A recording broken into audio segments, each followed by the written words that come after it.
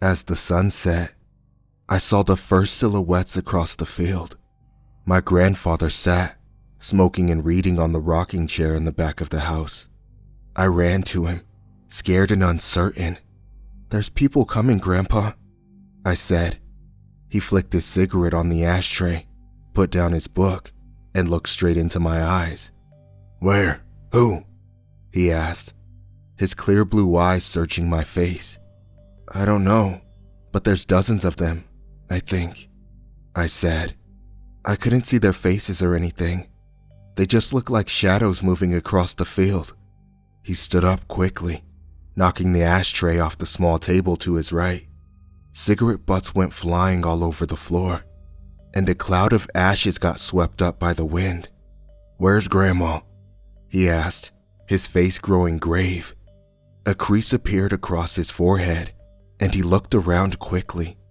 "I don't know, but they're coming fast," I said. He began limping inside the house, his bad leg slowing him down.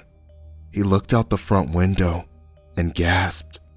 Quietly, I came up behind him and stared out at the field, covered in deep oranges and red hues from the sun, covered up by clouds as the day rolled into night.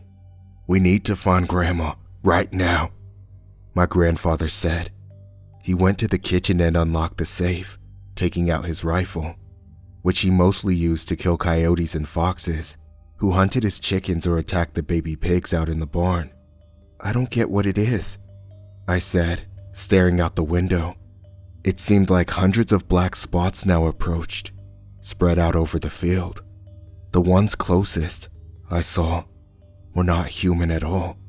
They walked on their hands and feet, with shining black skin stretched thinly over their bones and joints. Silver tendrils of saliva rolled down from their mouths, and every time one of them got too close to one another, they would begin to snap and bite and hiss, their sharp serrated teeth flashing with every bite. Their eyes had this strange look of a goat's eyes with rectangular pupils. Placed on each side of their face, it looked like a small island of light in the darkness of space. The rest of their naked bodies seemed to suck in the light, causing a light shimmering on their reptilian skin. "Oh God, they're back," my grandfather said.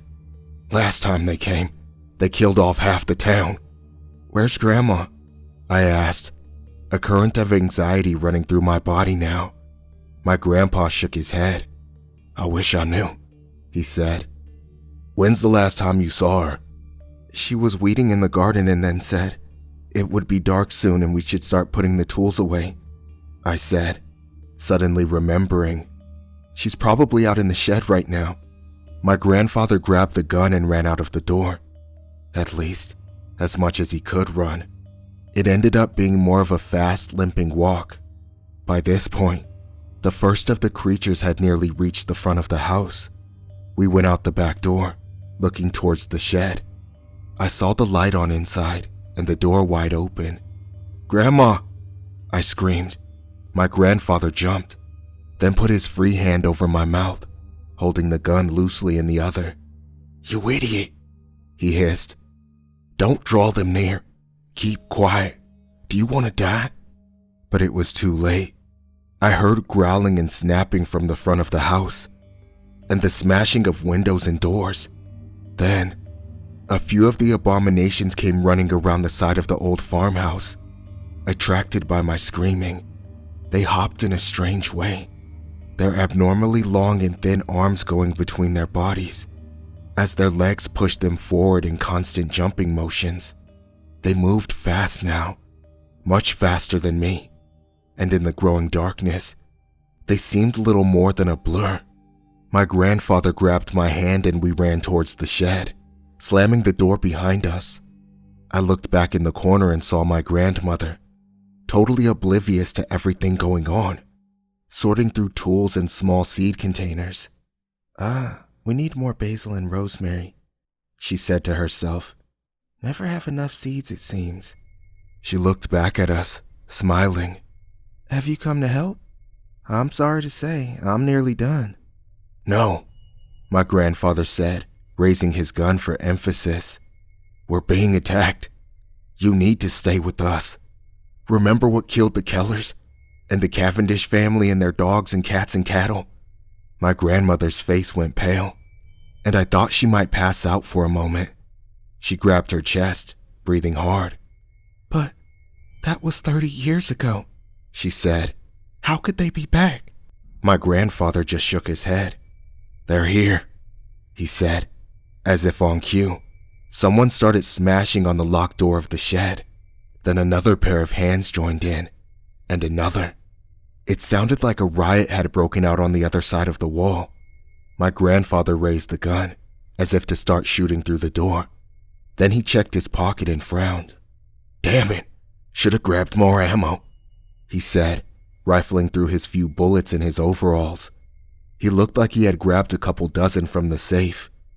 Though even with perfect aim, that wouldn't make much of a dent in the crowd of beasts I had seen. "Get out the back door," my grandmother said. "We'll go escape to the woods. We can come out at the Jeffersons' house if we take the dirt trail." Fine, my grandfather said, pushing me forwards and grabbing my grandmother's hand. He looked out the side door of the shed, the beast still pounding on the front door, and I heard the wood beginning to splinter and give way. "Coast is clear," he said quickly, and we ran out through the field and towards the woods. Behind us, I heard the door fall, the last rotten beam shattering as the black creatures moved inside. "What if they're already at the Jeffersons' place?" I asked my grandfather in a low tone. We ran through the corn plants, though my grandmother and grandfather couldn't move very fast. I could hear the creatures howling with rage and sniffing the air from the shed behind us. "Then we'll deal with it," my grandfather whispered. I heard the first heavy booming steps as the creatures gave chase, running over the corn plants and knocking them down, with a wispy echoing sound. By the time we got to the forest, the creatures had circled us. Some had run ahead, and some followed close behind, but they kept a distance of 10 feet or so, as if simply watching and stalking. My grandfather stopped and raised his gun. With a deafening boom, he shot at the first silhouette he saw on the trail. The bullet went high, and with a deep growl, the creature disappeared into the brush. My grandfather motioned us forward, and we walked down the trail, close together in a group. Anytime he saw the slightest movement, he would shoot in that direction. One of the creatures seemed to have been hit, and on the trail, I saw black blood shining under the moonlight. Drops disappeared into ferns and prickers that surrounded the trail, and for a moment, I thought I saw eyes gleaming through the brush. Then they were gone. My grandmother reached out for my hand. "It's gonna be okay," she said reassuringly, patting me. "We've survived this before. We'll make it this time." My grandfather shook his head, but he said nothing. As we got to the Jeffersons' place, I saw lights shining in every window. Hope soared in me until I saw the bodies strewn across the porch. The mother had her head ripped off. I saw a body with a blood-stained dress, the neck a mess of gore and bones. Looking up, I saw the head staged neatly on a metal fence post, the spike driving into the throat. Her eyes looked blank, her expression a mask of horror. The mouth stood slightly open, and the lips looked blue. The rest of the family lay around her, disemboweled, their eyes ripped out, the soft flesh eaten off of their faces. My grandmother pulled me to the side, looking over at my grandfather. Then she began laughing. He turned to her, confused. My pets, she said in an insane voice. "They're here for you, though they take whatever they want. Hungry work, you know." "What?" my grandfather asked, a certainty and bitterness crossing his eyes as he stared at his wife with distrust. "I know you were sleeping with Miss Keller," my grandmother said, her eyes turning black and her features savage. She grinned, showing all her teeth. My grandfather stepped back, muttering excuses and saying how it wasn't true. "You killed them?" he asked. "And you did all this?" "I did what I had to do, to protect me and my grandson from monsters like you," she said, and with a nod of her head, the creatures came out of the woods, grabbing my grandfather and dragging him away. He shot his gun, emptying the clip and blowing apart the heads of 3 or 4, but a dozen more followed from behind, hissing and biting at the air. I heard his screams and the breaking of his bones as they ravaged him, biting and stomping on him, ripping at his throat and face. Soon, he disappeared into the darkness, and the last gurgling screams echoed back to us. My grandmother turned to me, her normal placid friendly expression back on her face. "Well," she said, "that was quite a day. I could really go for some ice cream." And so, we turned around and left, and I never asked her about any of it. My grandmother recently died, and I found a book in the attic while cleaning out the farmhouse.